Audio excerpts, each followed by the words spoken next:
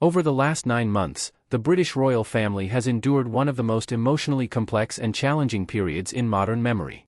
Isolation, profound personal losses, serious health battles, public scrutiny, and an underlying sense of uncertainty have tested every member in unique and deeply personal ways. While the world continued to see carefully staged public appearances, waving crowds, polished smiles, and images of unity, a far more intimate, painful, and revealing drama was quietly unfolding behind the historic walls of Windsor Castle.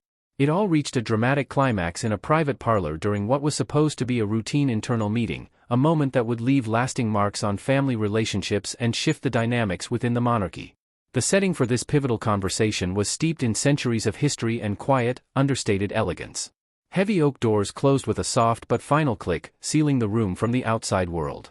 Tall, arched windows allowed soft afternoon sunlight to stream in, casting long, golden shadows across the antique wooden table and the ornate chairs arranged around it. The faint, soothing scent of fresh-cut flowers from the castle gardens mingled with the richer aroma of aged leather-bound books and polished wood. In the background, an antique grandfather clock ticked steadily, its rhythm seeming to underscore every heavy silence and weighted word spoken during the meeting. There were no cameras present. No press releases had been prepared. No public warning had been issued. This gathering was intended to be strictly internal, a discussion about royal obligations, upcoming duties, public image management, and the delicate balancing act the monarchy must always perform in a rapidly evolving modern world. Catherine, the Princess of Wales, arrived looking composed, elegant, and professionally prepared as she always does in her public role. She had faced immense personal trials in recent months, health struggles that the entire world had followed with concern and compassion, the constant challenge of protecting her 3 young children from relentless media attention, and the heavy responsibility of preparing herself mentally and emotionally for a future role at the very heart of one of the world's oldest institutions. She believed this meeting was relatively straightforward, coordinating schedules, discussing public appearances, reviewing responsibilities, and ensuring the monarchy continued to project an image of stability, continuity, and dedicated service. She could not possibly have anticipated that this ordinary afternoon would transform into one of the most emotionally devastating and revealing moments of her entire public life. Princess Anne, respected for her trademark directness, decades of unwavering dedication to the crown, and her willingness to speak plainly when others might choose silence, waited patiently until the initial formal agenda items had been covered. Then, with deliberate and calm authority, she closed the folder lying in front of her on the table. Her voice, clear, steady, and carrying the unmistakable weight of long-held truth, turned the full attention of the room toward Catherine as she began to speak the revelations that had remained hidden for far too long. The most explosive and shocking aspect of what unfolded was not simply the content of what Camilla had said in private conversations. It was how long those remarks had been circulating quietly behind Catherine's back while the family continued to stand together in public, smiling for cameras, waving to enthusiastic crowds, and presenting a carefully maintained image of harmony and unity. And spoke with the gravity and seriousness of someone who had carried this uncomfortable knowledge with increasing discomfort over many months. William sat motionless beside his wife, his body tense and his expression darkening with every new detail revealed. Catherine's eyes gradually filled with tears as the implications became clear. Her hand rose instinctively to her mouth, a small but telling gesture of shock and emotional pain. Yet and was far from finished. She had several layers of intimate, painful details to share, revelations so personal and cutting that William would later demand to know exactly how long senior palace figures had been aware of these undercurrents and how much information had been deliberately concealed from those it affected most directly. This was not ordinary family tension or a fleeting moment of frustration. According to Anne's account, Camilla's actions represented a deeper treachery, offering warm public smiles and polite surface-level conversation while privately working to undermine Catherine's confidence, her popularity, her standing, and her long-term prospects within the monarchy. The meeting had begun innocently enough as a calm, professional discussion about royal duties, future engagements, and maintaining the monarchy's public image. When Catherine entered the room, the atmosphere still felt collaborative and routine. As Anne began revealing the hidden conversations and patterns, however, the mood in the parlor shifted dramatically. The air grew thicker with tension. The silences between words became heavier and more meaningful. Those with direct knowledge of the earlier private exchanges reported that Camilla had repeatedly questioned Catherine's fortitude and suitability in private settings. Not merely about her current workload or the difficulties of a challenging recovery period, but about her fundamental inner strength and ability to handle the immense, lifelong responsibilities that come with being the future Queen of the United Kingdom. One particularly cutting and hurtful comment stood out among the rest, that the public's compassion, sympathy, and overwhelming affection had elevated Catherine too high above the established order and hierarchy of the institution. That her genuine popularity had become something that required careful management, rebalancing, and perhaps even deliberate restraint to protect the current reign. Catherine sat in stunned silence at first, absorbing the impact of what she was hearing. In her mind, a flood of personal memories surfaced, the joys and exhausting demands of raising 3 young children under constant global scrutiny, the inner strength required to maintain poise and dignity during public health battles, the years of quiet preparation for a lifetime of service, and the deep commitment she had made to honor the monarchy while remaining authentic to herself and her family values. She had given so much of herself with loyalty and grace. Yet the words that truly shattered her emotional composure did not come from external critics, tabloid headlines, or outside pressure. They had originated from within the family circle she had worked so hard to join, support, and respect. William turned toward Anne, his voice low but filled with controlled intensity and growing anger. He asked the central question that everyone in the room felt hanging heavily in the air: had these remarks been spoken only once in a moment of frustration or anger, or had they formed part of a longer, more deliberate and consistent pattern over many months? Anne's response came without hesitation and with complete honesty. There was indeed a clear, consistent pattern. Multiple staff members had heard variations of the same underlying message in different private settings over time. Catherine was gaining too much power and influence. Her popularity needed to be carefully controlled and managed. The authority and focus of the current reign could not be allowed to be overshadowed by the public's deep and growing emotional attachment to the Princess of Wales. While some of the comments might have been dismissed as idle gossip or passing frustration, others had begun influencing real decisions and actions. And then placed a series of briefing documents, internal memos, and notes on the polished table for everyone to see. These papers clearly showed how private concerns about rebalancing attention had quietly but effectively affected Catherine's public schedule and visibility. Speaking opportunities had been reduced. Strategic photo positions had been subtly adjusted. Details of important engagements had been changed at the last minute without full transparency or clear justification provided. Catherine had agreed to every single one of these modifications without complaint, believing they were sensible, practical steps taken for the greater stability, balance, and overall image of the monarchy. Now, laid out together in that quiet, sunlit room, they revealed a larger, more troubling, and more deliberate strategy of containment and control. Camilla attempted to respond to the accusations, keeping her tone measured, calm, and defensive. She insisted that her words had been misinterpreted, twisted, or taken out of proper context.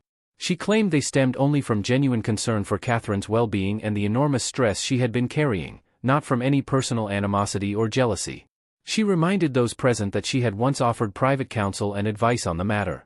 However, the accumulating pattern of actions and decisions suggested that those concerns had not been fully addressed or taken seriously. King Charles appeared genuinely astonished and taken aback by the depth and sharpness of what was being revealed. He had been aware of general discussions about workload, timing, and maintaining balance, but not the sharper, more personal language and doubts, and was now bringing fully into the open. William's quiet anger continued to build steadily. It was becoming clear that someone had been shaping important decisions while carefully filtering the full truth from reaching the king. Then came one of the most alarming and painful revelations of the entire afternoon. And disclosed that Camilla had suggested, in private, that Catherine would eventually need to be replaced or carefully sidelined once the monarchy progressed into its next chapter under William's future reign. Catherine's gaze dropped to the table in front of her. The pain was visible on her face. The insult had moved far beyond temporary questions of health or current capability.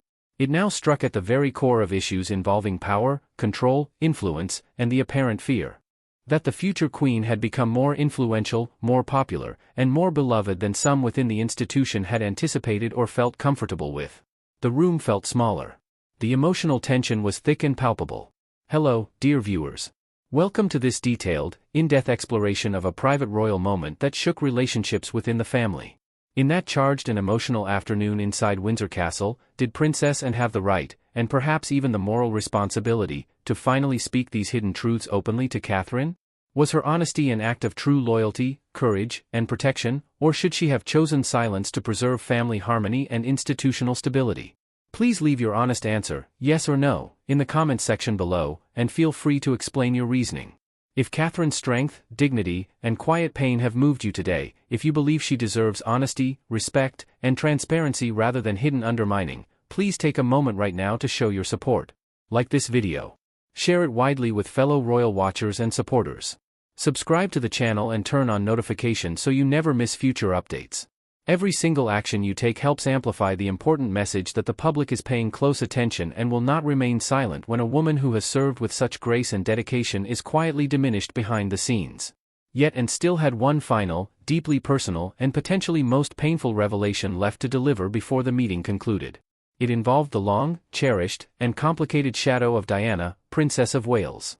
The comparison to Diana had followed Catherine from the earliest days of her royal journey. Sometimes it was offered as a high compliment. Sometimes it felt like an impossible standard to live up to.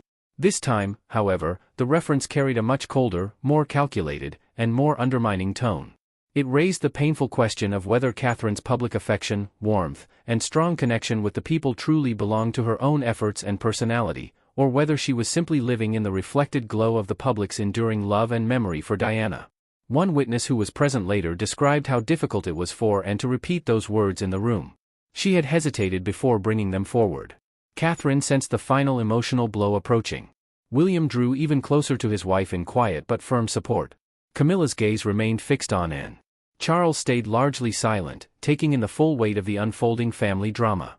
The tension within royal life had been simmering and building for many months leading up to this private meeting. When Catherine made her return to public duties after her health challenges, the response from the British people and well-wishers around the world was overwhelming, heartfelt, and deeply emotional. Crowds began lining streets and pathways hours before her arrivals. Families called out her name with genuine warmth and visible emotion. Children reached out small hands, hoping for even the briefest moment of connection or recognition. By the end of each engagement, every smile, every wave, every kind interaction had been captured on video and celebrated in headlines across the globe. This was not manufactured or strategically calculated attention. It arose naturally and organically because the public had watched Catherine endure hardship, protect her family, and try to maintain some sense of normal life amid extraordinary circumstances. Her presence felt intimate, authentic, vulnerable, and deeply human. That quality gave her something the traditional machinery of the palace has often found difficult to manage, quantify, or control: real, organic public trust, emotional connection, and lasting affection. Not every senior member of the family viewed this development with equal enthusiasm or comfort. Behind the polite joint appearances, photographed smiles, and shared official events, quiet questions began circulating in private rooms and conversations. Why did Catherine's engagements consistently dominate media coverage and public conversation? Why did warmth, attendance, and emotional response seem to follow her more strongly than others? Why did a single genuine, unscripted moment generate more lasting impact and connection than many carefully planned and scripted official events? No one voiced outright jealousy or resentment in open conversation. They did not need to. The first adjustments were small enough to seem insignificant or purely logistical at the time. A speaking slot was quietly shortened at one reception. A planned position beside the king was moved farther down the line at another event. A briefing memo replaced warmer, more prominent references to her future role with more neutral, generic language. The explanation given was always the same: consistency, protocol, balance, or practical necessity. Catherine accepted each of these changes without complaint or question, assuming they were necessary steps taken in the best interest of the entire monarchy's stability and image. She continued to show up with her characteristic warmth, professionalism, and dedication.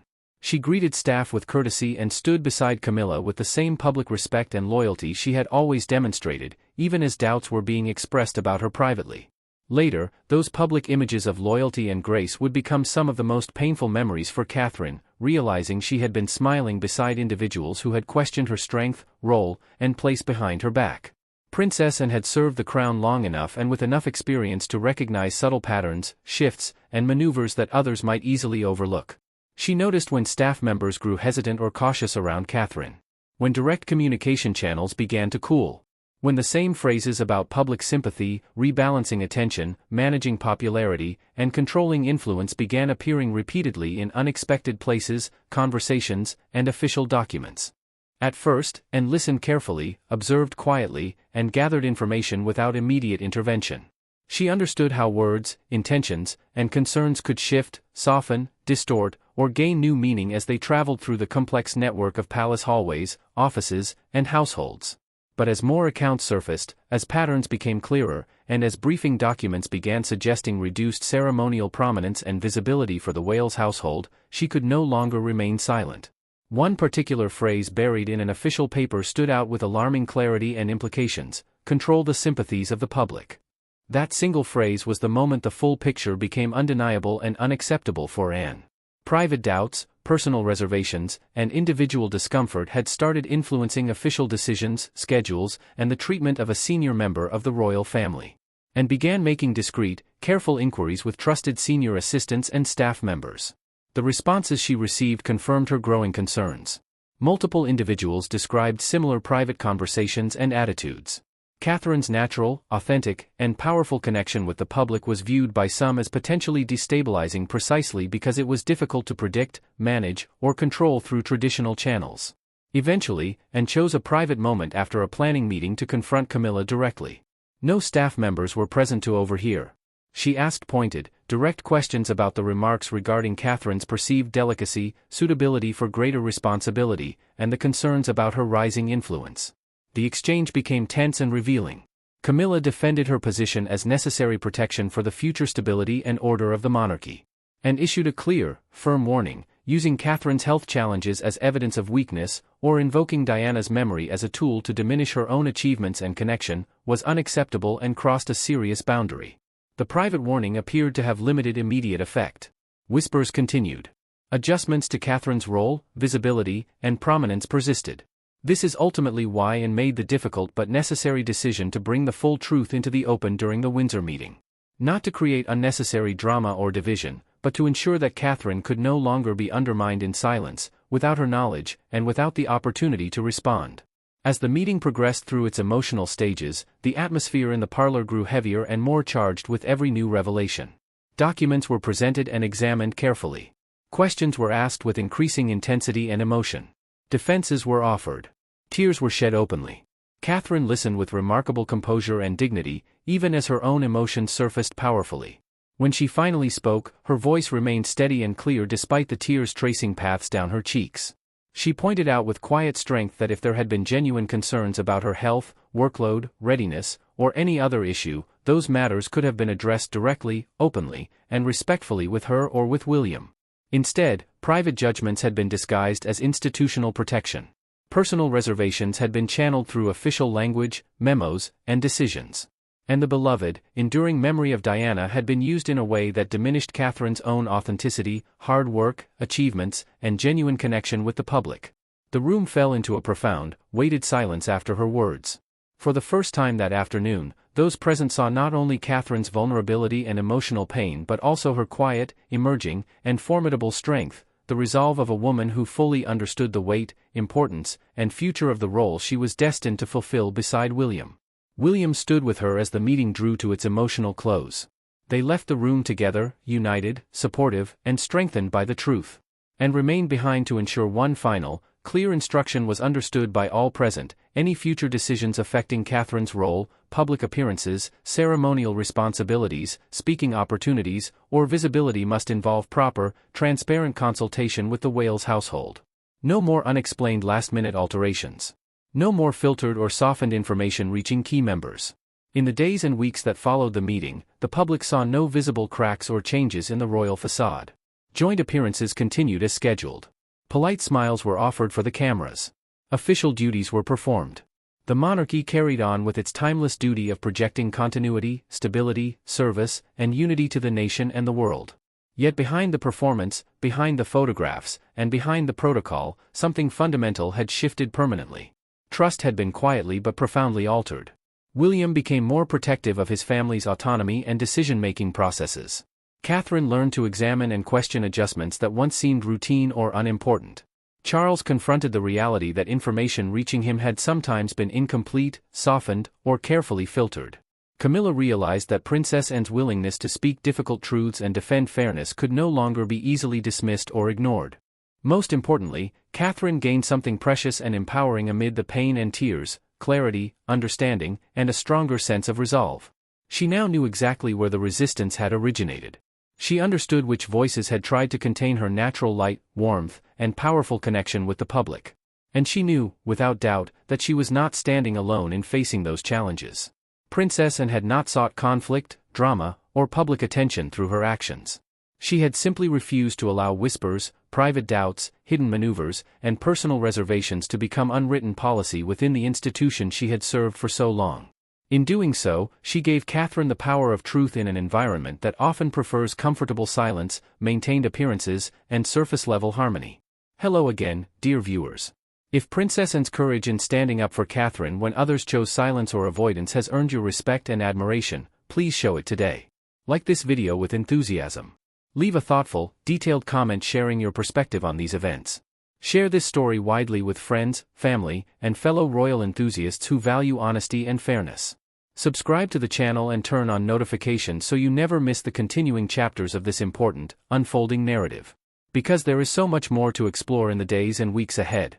In upcoming videos, we will delve even deeper into the handwritten notes, the altered seating arrangements at major state banquets, the subtle last-minute changes made just before important guests arrived, and the specific royal figures who authorized those decisions.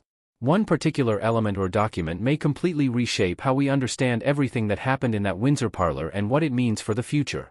The monarchy is an ancient institution built on centuries of tradition, duty, protocol, public service, and symbolic continuity. Yet at its heart, it is also made up of real human beings navigating complex personal relationships, individual ambitions, family loyalties, generational differences, and the immense pressure of living every single moment under constant global scrutiny and judgment. Catherine has faced her role with remarkable dignity, resilience, grace, and quiet strength through seasons of joy, hardship, illness, recovery, and intense public attention. The public's deep, genuine affection for her stems largely from that authenticity, humanity, and relatability. When private doubts, personal reservations, and individual discomfort attempt to dim such a light or contain such a connection, it raises important and timeless questions about power, loyalty, fairness, transparency, accountability, and the future direction of the royal family in our modern, connected world. What are your thoughts on this deeply personal story? Do you believe private conversations, personal doubts, and individual opinions should ever be allowed to quietly shape public roles, treatment, visibility, and opportunities in this way? Should honesty, direct communication, transparency, and fairness guide these ancient institutions forward into the future, or is maintaining surface-level harmony and appearances more important even when it means concealing difficult truths from those most affected? Please drop your honest opinions, perspectives, and thoughts in the comments below. Your voice truly matters in this ongoing conversation. Like, share, and subscribe if you value content that goes beneath the surface of royal life to explore the real human stories, emotions, and dynamics behind the crowns, protocols, traditions, and public images we see. We will continue this journey together, uncovering more details, context, and developments in the videos to come. Until the next one, thank you for watching, for caring deeply about these stories, for supporting creators who seek truth and understanding, and for being part of a community that values dignity, fairness, and authenticity. Take care of yourselves, stay compassionate, and remember, quiet strength, genuine connection, and the courage to speak truth will always resonate powerfully with those who value them most.